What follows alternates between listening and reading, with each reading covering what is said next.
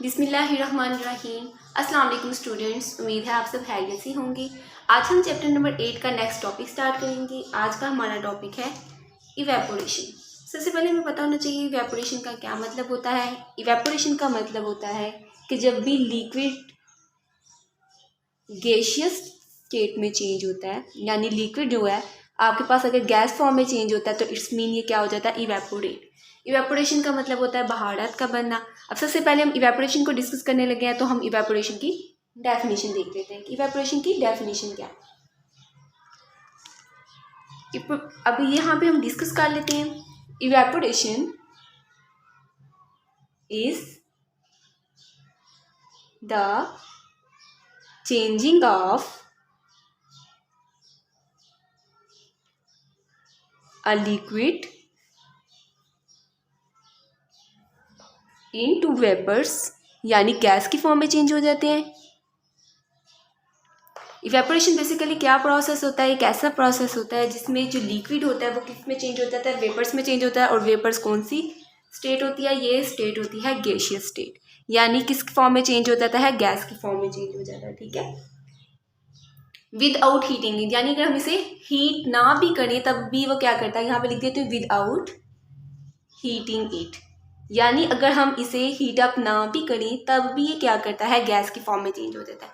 इसकी बहुत ही आसानी से एग्जांपल लेते हैं। आप लोगों ने देखा होगा जब आप लोग कभी गर्मियों में या सर्दियों में कपड़े जो है वो सूखने के लिए डालते हैं तो कपड़े जो होते हैं वो हल्के हल्के नम होते हैं, यानी हल्के हल्के गीले होते हैं। अगर हम उसका टेम्परेचर को चेंज ना भी करें, उसको हीट प्रोवाइड ना करें तो आहिस्ता आहिस्ता क्या होता है, वो कपड़े खुश्क होना शुरू हो जाते हैं। उसकी वजह क्या होती है कि जो पानी होता है आपके पास, जो लिक्विड फॉर्म होती है वो सारी की सारी क्या होना शुरू हो जाती है, इवेपोरेट होना शुरू हो जाती है। इसी तरह जब आप नहाकर आते हैं आपने देखा होगा कि आपकी बॉडी के ऊपर छोटे छोटे ड्रॉप्स होते हैं। आहिस्ता आहिस्ता क्या होता है कि वो जो ड्रॉप्स होते हैं वो भी इवेपोरेट होना शुरू हो जाती हैं। तो आपकी जो बॉडी होती है आपको ठंड फील होना शुरू हो जाती है क्योंकि वहाँ से हीट सी है निकल जाती है। यानी आपके पास जो इवेपोरेशन हो जाती है वो लिक्विड से गैसियस फॉर्म में चेंज हो जाती है। इवेपोरेशन बेसिकली फिनोमिना ही इस चीज़ का है जिसमें अगर हम किसी भी चीज़ पे या किसी भी सब्सटेंस पे कभी हीट अप्लाई नहीं करते तो तब भी वो क्या करता है, लिक्विड फॉर्म को किस में चेंज कर देता है, वेपर्स की फॉर्म में चेंज कर देता है। अब हम इसके जो बेसिकली पढ़ते हैं वो हमारे पास फैक्टर्स होते हैं, इस पे कौन कौन से फैक्टर्स पे डिपेंड कर रहा होता है। अब हम उनको डिस्कस कर लेते हैं। यहाँ पे हम हेडिंग दे देते हैं कि फैक्टर्स अब हम डिस्कस करेंगे किसके फैक्टर्स कौन कौन से हैं, यानी किस किस पर डिपेंड करता है। ये डिपेंड करता है, सबसे पहला तो जो है वो हम डिपेंड करता है टेम्परेचर पे। यहाँ पे लिख देते हैं, सबसे फर्स्ट वन होता है टेम्परेचर पे, कि टेम्परेचर पे डिपेंड करता है। टेम्परेचर कम होगा तब क्या होगा, जब टेम्परेचर ज़्यादा होगा तब क्या होगा।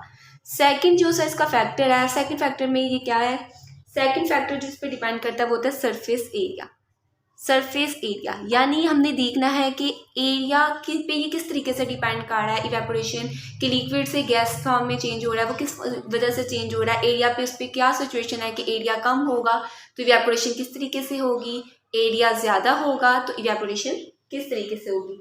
थर्ड हम देखते हैं हमारे पास जो है इसका फैक्टर वो है विंड यानी हवा का इसके ऊपर क्या इफेक्ट होता है, हमने वो चेक करना है। अब तीसरा हमने चेक करना है temperature of the liquid, nature of the liquid, यानी लिक्विड की जो नेचर है वो क्या है। हमने ये सब कुछ इसमें डिस्कस करना है। ये सारे फैक्टर्स हैं इवेपोरेशन के जो हम वन बाय वन करके डिस्कस करेंगे। सबसे पहले हम डिस्कस कर लेते हैं कि टेम्परेचर से उसके ऊपर क्या इफेक्ट पड़ता है। ओके स्टूडेंट, सबसे पहले हम टेम्परेचर डिस्कस करते हैं। अच्छा, टेम्परेचर में हम देखते हैं कि अगर देखें हमारे पास हम किसी भी बॉडी का टेम्परेचर हाई रखते हैं, जाहिर सी बात है अगर हम हाई टेम्परेचर रखेंगे तो क्या करेगा, वो जल्दी से इवेपोरेट हो जाएगा। उसकी इवेपोरेशन क्या हो जाएगी, जल्दी हो जाएगी, इवेपोरेट क्विकली। अब वो क्विकली इवेपोरेट कैसे होगा, क्विकली।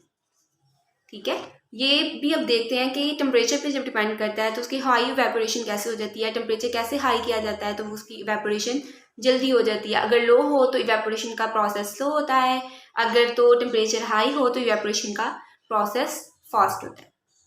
ओके स्टूडेंट, हम डिस्कस कर रहे थे टेम्परेचर के बारे में। अब यहाँ पे हम देखते हैं कि हाई टेम्परेचर पे क्या इफेक्ट होता है। सबसे पहले हम यहाँ पे लिख देते हैं हाई टेम्परेचर है। सपोज करते हैं हमने टेम्परेचर को क्या किया हुआ है, हाई किया हुआ है। हाई टेम्परेचर पे क्या होता है, जितने भी मालिक्यूल्स होते हैं लिक्विड के, सपोज करें आपने कपड़े जोन से हैं वो आपने डाले हैं धूप में डाले हैं, ठीक है। अब उसके कपड़े जोन से होते हैं वो वेट होते हैं, वेट क्लॉथ्स जो होते हैं वो ड्राई कैसे हो जाते हैं, इससे आपको अच्छी तरीके से समझ आ जाएगी कैसे होती हैं।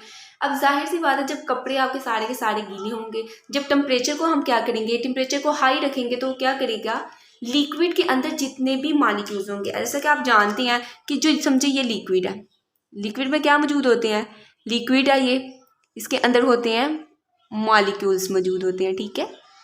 जब टेम्परेचर को हम हाई करते हैं तो जो लिक्विड के मॉलिक्यूल्स होते हैं वो क्या करते हैं, तेज़ी से मूव करना शुरू हो जाती है। जब वो तेज़ी से मूव करते हैं तो उनकी वेलोसिटी क्या हो जाती है, हाई हो जाती है, हाई वेलोसिटी हो जाती है, जिसकी वजह से वो जल्दी से इवेपोरेट हो जाती है। याद रखिए, जब टेम्परेचर हाई होता है तो जो मॉलिक्यूल्स होते हैं लिक्विड के, मॉलिक्यूल्स ऑफ लिक्विड क्या करते हैं, मूव फास्टर,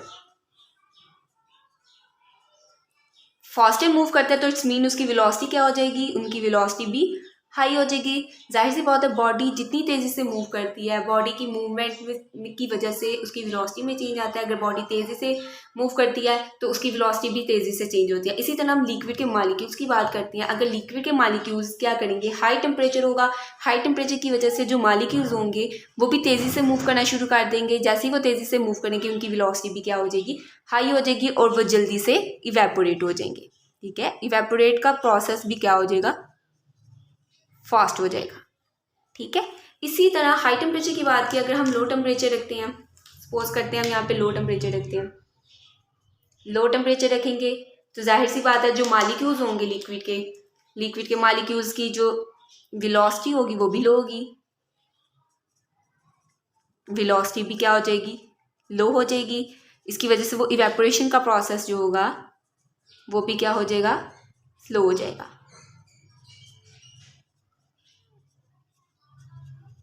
ठीक हो गया। यानी सिर्फ हमें क्या पता चला कि जो हमारे पास इवेपोरेशन है वो किस किस पे डिपेंड करती है, वो डिपेंड करती है हाई टेम्परेचर पे भी डिपेंड करती है और लो टेम्परेचर पे। बेसिकली वो डिपेंड ही टेम्परेचर पे कर रही है। अगर तो टेम्परेचर ज़्यादा करेंगे तो लिक्विड के मॉलिक्यूल्स जल्दी से मूव करेंगे, जल्दी मूव करने की वजह से उनका इवेपोरेशन प्रोसेस भी जल्दी हो जाएगा। इसी वजह से अगर हम जो कपड़े डालते हैं वो धूप में डालते हैं एज़ कम्पेयर टू जो छाँव में कपड़े डालते हैं, जो धूप में कपड़े होते हैं वो जल्दी से खुश्क हो जाते हैं, क्योंकि इसकी वजह यही होती है कि उनके जितने भी मॉलिक्यूल्स होते हैं लिक्विड के वो टेम्परेचर ज़्यादा होने की वजह से इवेपोरेट हो जाते हैं और हमारे जो कपड़े होते हैं वो खुश्क हो जाते हैं। अब हम सेकंड फैक्टर इसका डिस्कस करेंगे, सरफेस एरिया। ओके स्टूडेंट, अब सरफेस एरिया की बात करते हैं। अब इसमें भी इन्होंने यही बताया गया है कि सरफेस एरिया जितना ज़्यादा लार्ज होगा, एस ए का मतलब है सरफेस एरिया, ठीक है। लार्ज सरफेस एरिया होगा तो इवेपोरेशन भी क्या हो जाएगी, जल्दी होगी। अब ये कैसे हो सकता है, अब यहाँ पे आपके बुक में क्वेश्चन दिया हुआ है, why water evaporate faster than spread over a large area. अब आपके पास देखते हैं, सपोज करते हैं हमारे पास सपोज कर लेती हैं हमारे पास एक ये ग्लास है, ठीक है, इसके अंदर वाटर है, ये ग्लास में वाटर है, ठीक हो गया। अब यहाँ पर मैं ले लेती हूँ, एक बाउल ले लेती हूँ, ठीक हो गया। अब इस बाउल में वाटर है, ये बाउल है, ठीक है। अब देखिए इसके अंदर भी क्या प्रेजेंट है, इसके अंदर भी लिक्विड प्रेजेंट है, इसके अंदर भी क्या प्रेजेंट है, इसके अंदर भी लिक्विड प्रेजेंट है। अब देखिए इसका सरफेस एरिया जो है हमारे पास क्या है, यहाँ पे मैं लिख देती हूँ, इसका सरफेस एरिया हमारे पास है स्मॉल, इसका सरफेस एरिया हमारे पास है लार्ज। अब देखिए जब हम इन दोनों को टेम्परेचर प्रोवाइड करते हैं, ठीक है, टेम्परेचर प्रोवाइड करते हैं, इसका सरफेस एरिया ज़्यादा होने की वजह से मॉलिक्यूल्स का ज़्यादा चांस होता है कि वो इसकी सरफेस में से मूव करना शुरू कर दे, जल्दी इवेपोरेट कर दे, क्योंकि अब इसके अंदर इनके अंदर क्या मौजूद होते हैं, लिक्विड में मॉलिक्यूल्स मौजूद होते हैं, ठीक है। इसमें भी मॉलिक्यूल्स मौजूद हैं, इसमें भी मॉलिक्यूल्स मौजूद हैं। इसका सरफेस एरिया चूंकि कम है तो लिक्विड को के मॉलिक्यूल्स को इतनी जगह नहीं मिलती कि वो जल्दी से इवेपोरेट कर जाए, लेकिन इसके मॉलिक्यूल्स क्या है, ज़्यादा है। तो जैसे ही हम हीट प्रोवाइड करते हैं तो क्या होता है, लिक्विड के मॉलिक्यूल्स जो होते हैं उनको जगह ज़्यादा होती है, जिसकी वजह से वो जल्दी से इवेपोरेट कर जाते हैं। इससे हमें क्या पता चला कि सरफेस एरिया जितना ज़्यादा लार्ज होगा, ठीक है, हमारे पास जो लिक्विड के जितने भी मॉलिक्यूल्स हैं वो जल्दी से जल्दी क्या कर जाएंगे, इवेपोरेट कर जाएंगे। ओके स्टूडेंट, अब हम डिस्कस करते हैं विंड। विंड बेसिकली क्या होती है, हवा होती है। अब जाहिर सी बात है, जब अब इसमें कि बहुत आसान है, इसको ऐसे ही समझ लेते हैं कि विंड क्या होती है, जब हवा चलती है, ठीक है, हवा चलती है तो मॉलिक्यूल्स को क्या होती है, मॉलिक्यूल्स जो होते हैं वो जल्दी से एस्केप कर जाते हैं, अपनी जगह को छोड़ के क्या हो जाते हैं, इवेपोरेट हो जाते हैं। ठीक है, बहुत आसान है। विंड जैसे जैसे आपको पता है हवा चलती है, हवा चलने की वजह से जो मालिक्यूल्स होते हैं वो मालिक्यूल्स की मोशन तेज़ होती है, मोशन तेज़ होने की वजह से वो क्या करते हैं, अपनी अपनी जगह को छोड़कर इवेपोरेट होना शुरू हो जाती है।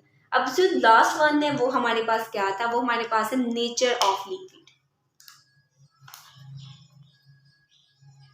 Nature of liquid.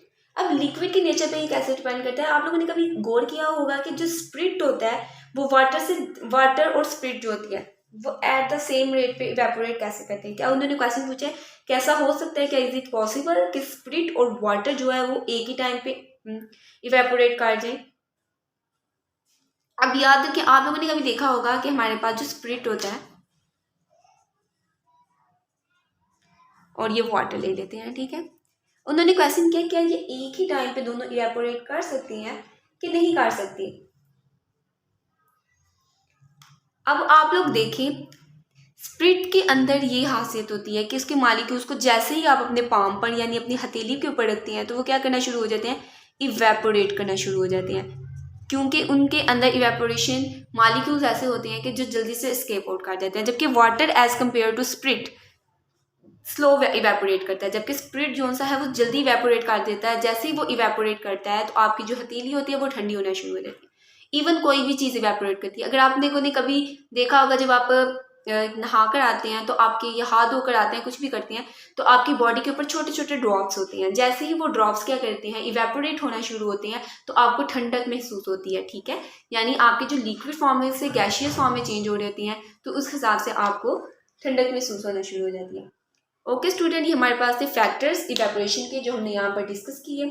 अगर आप तो को ये इवेपोरेशन का टॉपिक यहाँ फिजिक्स से मुश्किल लग रहा है तो आप इसको केमिस्ट्री की बुक से भी कर सकती हैं।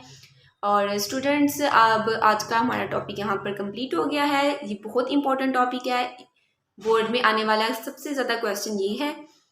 ओके स्टूडेंट, आप सब अपना बहुत ज़्यादा ख्याल रखिएगा और मुझे दुआओं में याद रखिएगा। अल्लाह हाफिज़।